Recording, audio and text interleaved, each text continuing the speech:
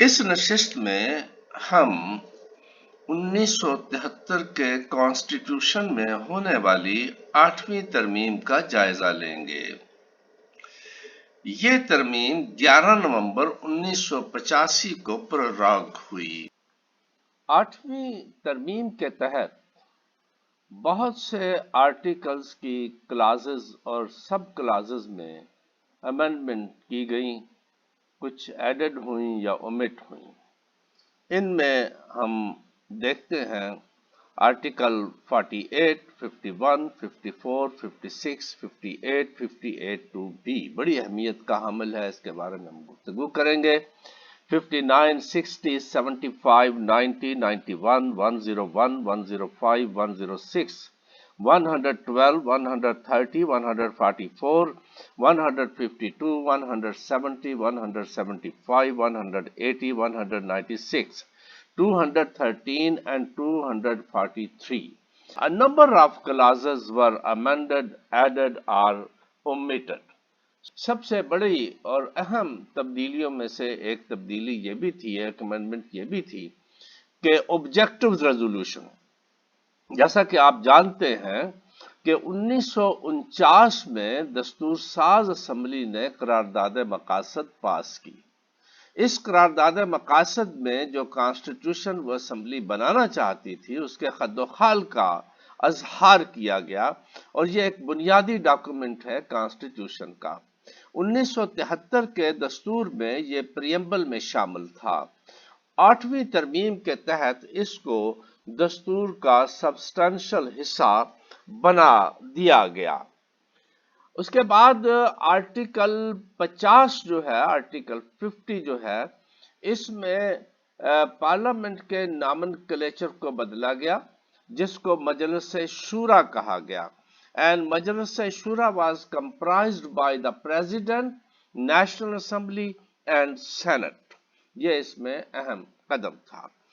اسی آرٹیکل میں آگے آ کے جہاں پہ سینٹ کا ذکر آتا ہے، سینٹ کی جو سیٹیں ہیں ان میں اضافہ کیا گیا، اور ٹیکنوکریٹس کی سیٹیں جو ہیں اس میں رکھی گئیں سینٹ کے اندر، سینٹ میں، جو کہ صوبہ جات سے الیکٹ ہو کے آتے تھے اور مرکز سے بھی اس کا تھا۔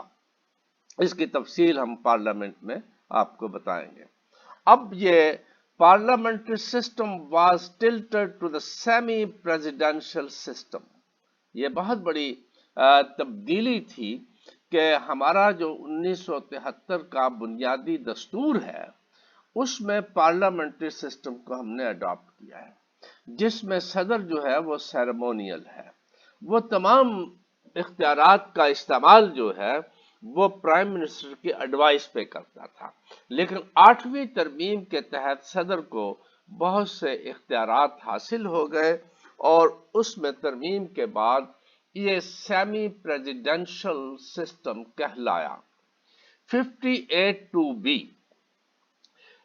58(2)(b کے تحت، یعنی 2B کلاس B کا اضافہ ہوا، sub clause 50 article 58 clause 2 sub clause B was added in this. According to this, president کو نیشنل اسمبلی یونیلیٹرلی ڈیزالو کرنے کا اختیار حاصل ہو گیا، اور اس میں یہ لکھا گیا if in his or her opinion a situation has arisen in which the government of the federation cannot be carried on in accordance with the provision of the constitution and an appeal to the electorate is necessary.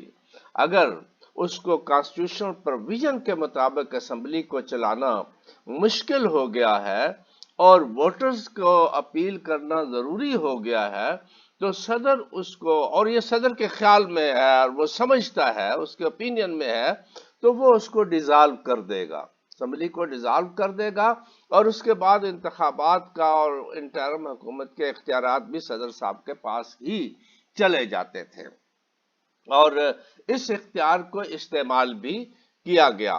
اور اس میں محمد خان جونیجو صاحب کی assembly کو general Zia الحق صاحب نے تحلیل کیا، اس کے بعد محترمہ بے نظیر صاحبہ کی اسمبلی کو اسحاق خان نے تحلیل کیا، پھر محترم نواز شریف صاحب کی اسمبلی کو اسحاق خان صاحب نے دوبارہ تحلیل کیا، اور جب پرائم منسٹر دوبارہ محترمہ بے نظیر شہید صاحبہ بنی تو اس وقت ان کی اپنی ہی پارٹی کے پریزیڈنٹ فاروق لغاری صاحب، جو ان کی اپنی پارٹی کے صدر تھے، انہوں نے اپنی ہی جماعت کی اس کو اسمبلی کو تحلیل کر دیا۔ اس کے اوپر بڑا ری ایکشن تھا اور بہت اعتراضات تھے۔ کچھ لوگ اس کو سیفٹی والو بھی کہتے تھے، یہ ہم کسی اور جگہ پر اس پر گفتگو کریں گے، بلکہ اس سے متعلق جو ہے 58(2) بھی کیا پورا لیکچر موجود ہے، گفتگو موجود ہے، وہاں سے آپ اس کو پڑھ لیں، میرا نام لکھیں، 58(2) بھی لکھیں، میرا نام لکھیں تو آپ پہنچ جائیں گے۔ اس میں ہم جیسا کہ آپ جانتے ہیں اس کے بعد 13ویں امینڈمنٹ آئی، جس میں نواز شریف صاحب نے یہ پاور واپس لے لی۔ مشرف صاحب نے 17 امینڈمنٹ کے تحت اس پاور کو پھر صدر کے پاس چلی گئی۔ 18th امینڈمنٹ جو ہے اس میں یہ پاور دوبارہ پرائم منسٹر کے پاس ہے۔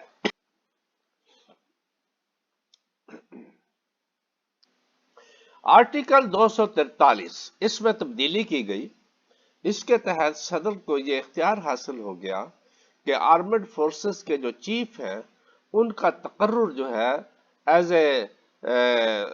ان کا تقرر بھی صدر کے اختیار میں چلا گیا، اور یہ بہت اہم اختیار تھا جو کہ پہلے پرائم منسٹر کے ایڈوائس پہ ہوتا تھا اور اب بھی ایڈوائس پہ ہی ہوتا ہے۔ آرٹیکل 101 یہ گورنرز کی اپائنٹمنٹس کے متعلق ہے اور اس کے اختیارات سے بھی اس میں ہیں۔ تو اس آرٹیکل کے تحت صدر صرف وزیر اعظم سے کنسلٹ کرتا تھا، ورنہ ان کا تقرر بھی صدر کے اختیار میں چلا گیا۔ اور اسی امینڈمنٹ کے تحت مارشل لا 1977 یہ اس کے جتنے بھی اس مارشل لا کا نفاذ، اس دوران لیے ہوئے جتنے ایکشن، کانسٹیٹیوشنل چینجز، ان تمام کو لیجیٹیمائز کر دیا گیا اس کے تحت۔ کہ 8th Amendment introduced major structural changes in the Constitution of 1973. In the Constitution of 1973 major structural changes جو ہیں اس میں لائی گئیں اور کانسٹیٹیوشن جو ہے وہ کافی حد تک تبدیل ہو گیا۔ تو 1973 کے دستور میں یہ 8ویں ترمیم تھی، اور یہ ہم آپ کو بتا چکے ہیں کہ اس سے پہلے جو 7 ترامیم تھیں وہ جناب ذوالفقار علی بھٹو صاحب خود کر چکے تھے۔ Thank you very much.